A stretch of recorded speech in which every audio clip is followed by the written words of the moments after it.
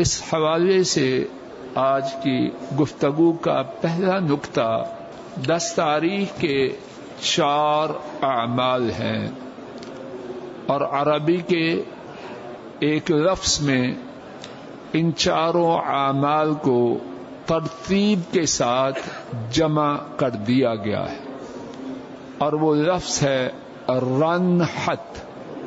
رنحت، را، نون، ہا اور تا، 4 حروف ان کو ملا دیا گیا ہے۔ را اس سے رمی، کنکریاں مارنی، نون اس سے نحر، قربانی کرنا، ہا اس سے حلق، سر کو منڈوانا، تا اس سے طواف۔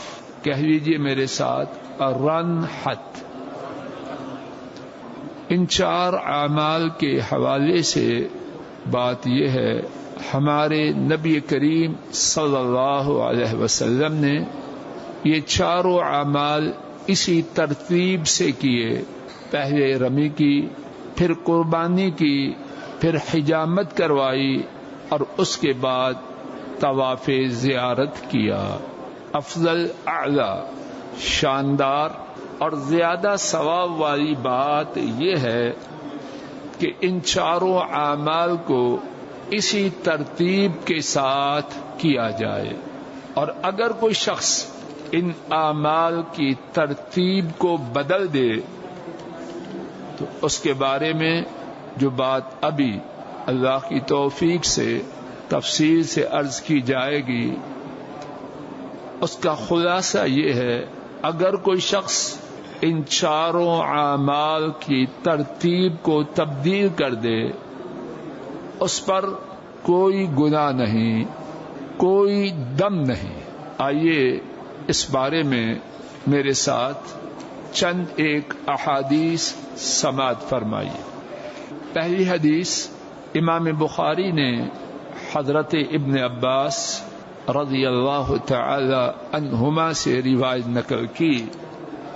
ایک شخص نے حضرت صلی اللہ علیہ وسلم کے روبرو عرض کیا، میں نے رمی سے پہلے طواف زیارت کیا ہے۔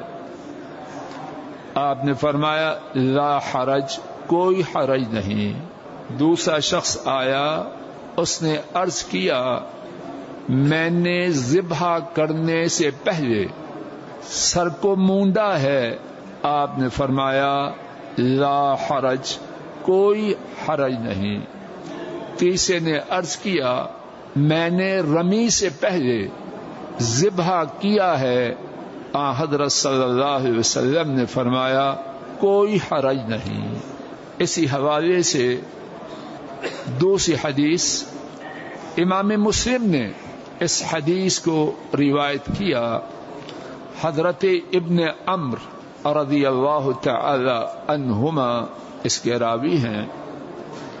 حضرت صلی اللہ علیہ وسلم 10 تاریخ کو قربانی کے دن جمرہ کے پاس کھڑے تھے۔ ایک شخص حاضر ہوا، عرض کیا، اے اللہ کے رسول صلی اللہ علیہ وسلم، میں نے رمی سے پہلے، کنکریاں مارنے سے پہلے سر کو منڈوایا ہے۔